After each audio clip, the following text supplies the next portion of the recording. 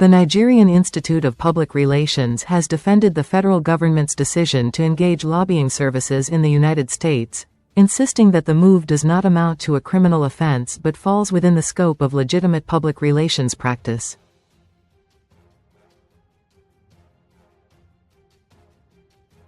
The clarification was made on Thursday by the NIPR President, Dr. Ike Neliaku, during the official presentation of the first Nigeria Reputation Perception Index Report 2025 at the National Assembly Complex, Abuja.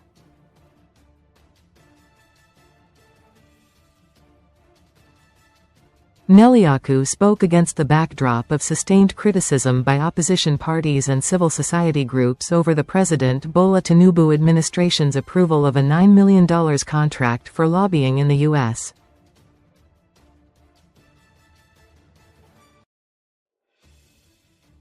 Critics have argued that the expenditure reflects misplaced priorities at a time when many Nigerians are grappling with rising insecurity, inflation and economic hardship.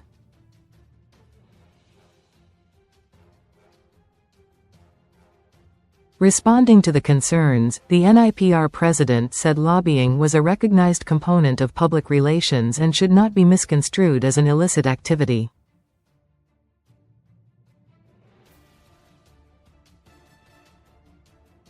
He said, "Many are asking why we should hire lobbyists.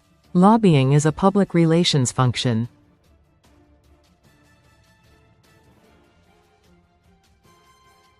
So it is not a criminal thing to do. But the important thing is that those we are hiring to lobby for us will soon be coming here from 126 countries, for the World Public Relations Forum 2026. And that is the greatest lobby we can do."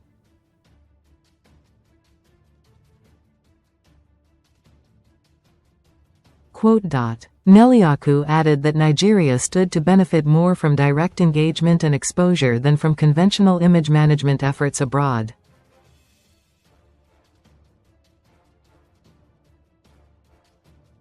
The PR expert argued that global perceptions of Nigeria were often shaped by elite narratives amplified through international media rather than the everyday realities experienced by ordinary citizens.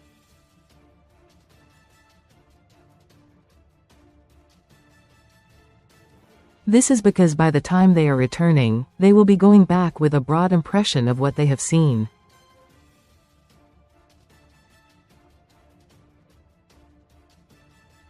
Reputation is governed by the elite, while realities are controlled by ordinary people.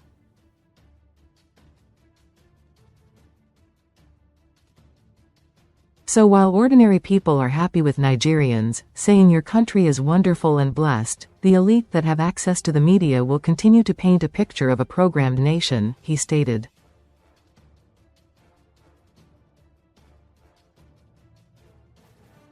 The NIPR boss said this disconnect partly explained why Nigeria was sometimes classified unfavorably on the global stage.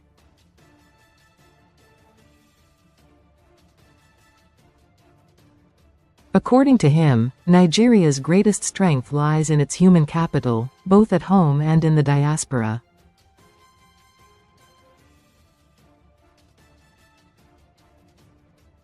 He said, "So when you are painted as a country of particular concern, understand where it is coming from.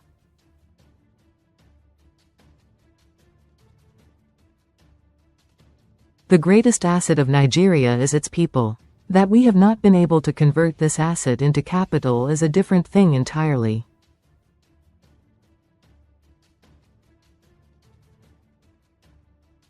Also speaking at the event, the Deputy President of the Senate, Senator Jibrin Barau, described national reputation as a strategic asset rather than mere propaganda in an increasingly interconnected world.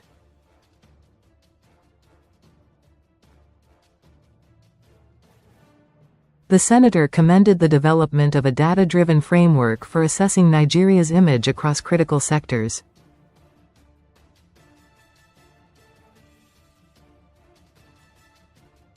Barau said such independent reports were essential for effective lawmaking and oversight.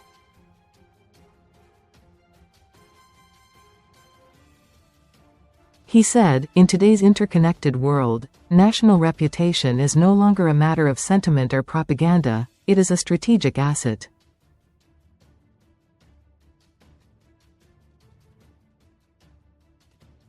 It is therefore both timely and commendable that Nigeria has taken this bold step to systematically assess how it is perceived across key dimensions such as governance, economy, security, institutions, culture, innovation, and social trust.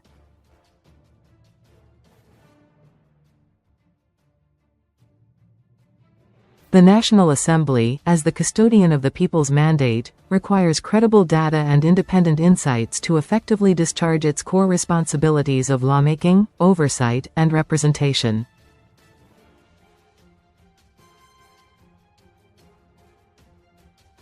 Evidence-based reports such as this empower legislators to draft responsive laws, strengthen institutional frameworks, and demand accountability where it matters most.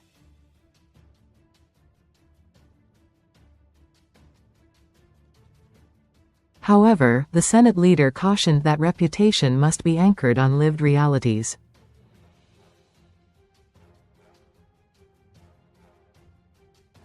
Reputation is ultimately built from lived realities.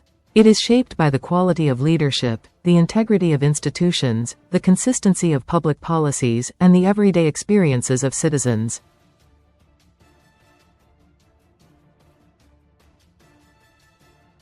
He pledged legislative support for reforms that promote transparency, unity and social justice. Meanwhile, the president of the Association of Retired Career Ambassadors of Nigeria, Joe Keshi, warned against confusing public relations with propaganda, noting that Nigeria's global image had suffered significant setbacks.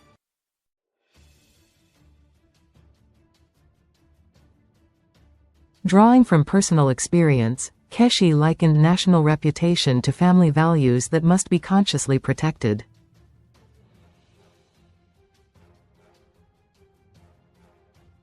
He said, "There is a difference between public relations and propaganda. Nigeria's global reputation image is on the decline.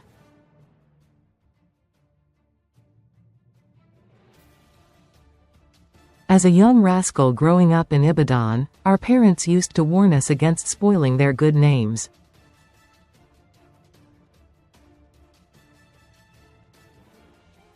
They valued themselves and believed they had a reputation to protect." The former UBA board chairman said national reputation had become one of the most valuable but intangible assets of any country.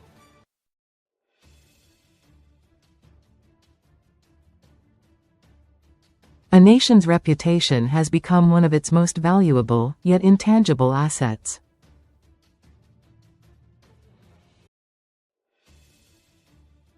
The way a country is perceived by governments, investors, businesses, tourists, and international communities is greatly influenced by its reputation, he stated.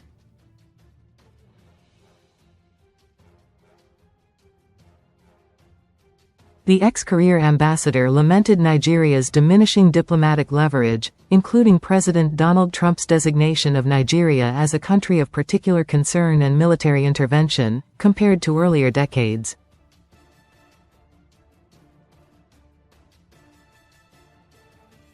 Regrettably, we are currently unable to respond effectively to any action from the United States, and you all know why, he lamented.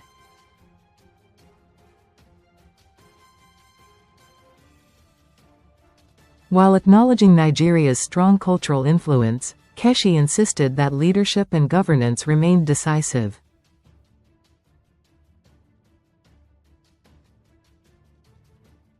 On the other side, Nigeria possesses immense reputational capital in culture and innovation.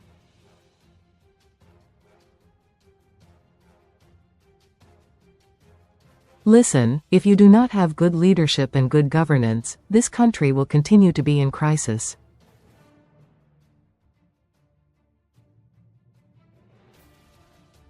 We need strategic policy coherence and institutional reforms.